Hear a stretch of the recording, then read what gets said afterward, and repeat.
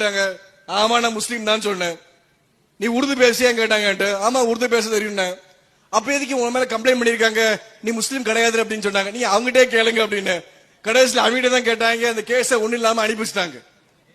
ஏன்னா இவங்களுக்கு என்ன பிரச்சனை பாத்தீங்கன்னா, எந்த முஸ்லீமும் ரட்சிக்கப்பட மாட்டான் அப்படிங்கிற விஷயம் எல்லா முஸ்லீம் சொல்லியிருப்பாங்க.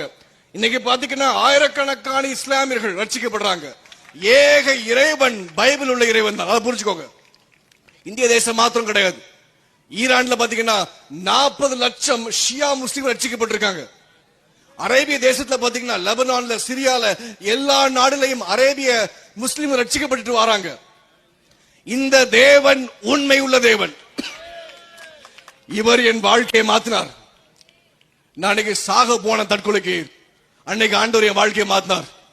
படிக்க வச்சார், வேலைக்கு சேர்ந்தேன், சொந்த சம்பாதித்துல வீடு வாங்கினேன், காரு வாங்கினேன்.